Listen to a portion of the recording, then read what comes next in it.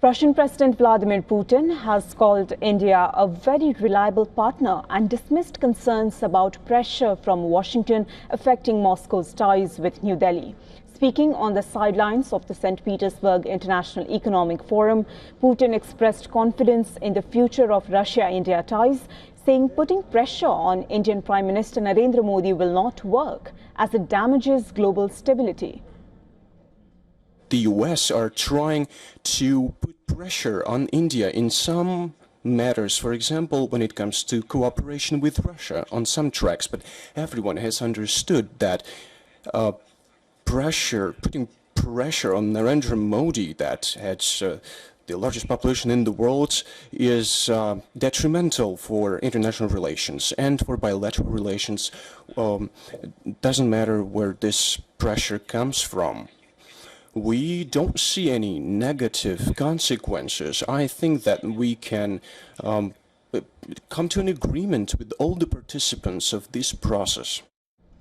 Putin also said that Moscow is ready to work with New Delhi to jointly manufacture the fifth-generation SU-57 fighter jets.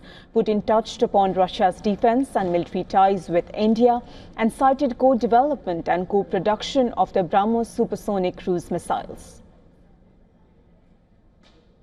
As far as SU-57 goes, at one point we proposed to our Indian friends to work together on this technology. It's the fifth generation technology. I think it's the best in the world as of now. But back then our Indian friends said, do it on your own and then we will see, maybe we'll join.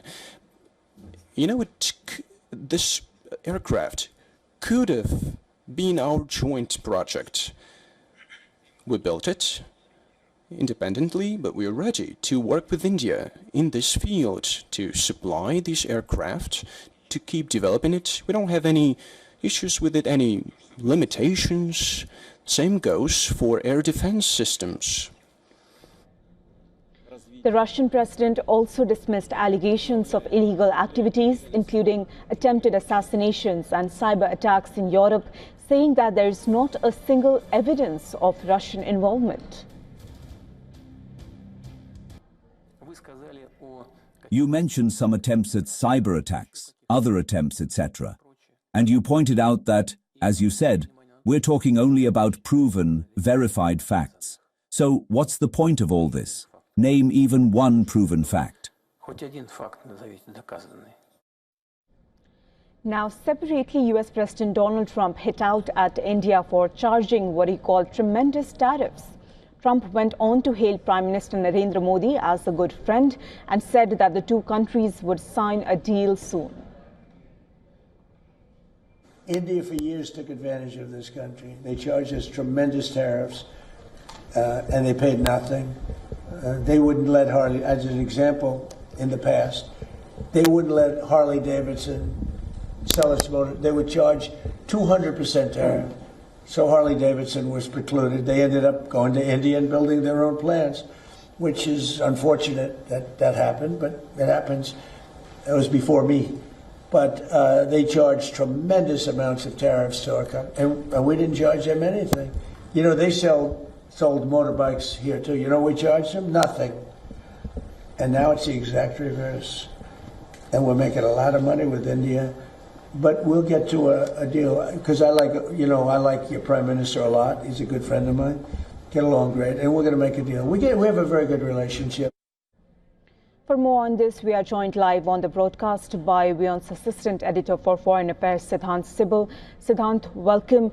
We know Putin is talking SU-57s and BrahMos. Trump is talking trade deals. Do you think India suddenly is the geopolitical prize that both Moscow and Washington are competing for? Well, that is true in many ways. Both Washington and Moscow keen to engage with New Delhi in any which way possible. Now, the Russian side reaffirming the strong relationship with India, particularly emphasizing on the defense ties. Meanwhile, Washington keen to have a trade deal. Now, we know that a trade team from US was in India earlier this week. They have left now, and there was a statement as well by the Indian side terming the talks constructive. We also know that the US ambassador has said that only 1% of the trade deal is left to negotiate.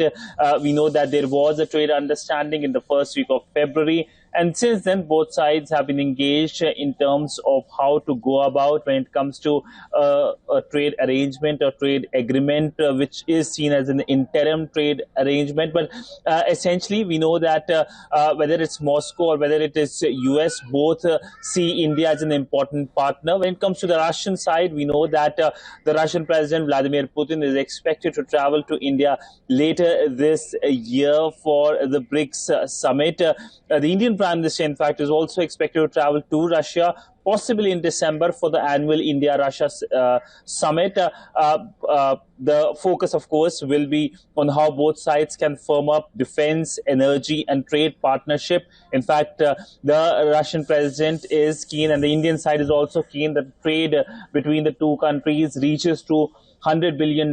Meanwhile, the American side and the Indian side is keen that the trade comes to almost $500 billion in next few years. So both sides keen to see as an important partner a clear message of strong relationship with New Delhi by the two capitals.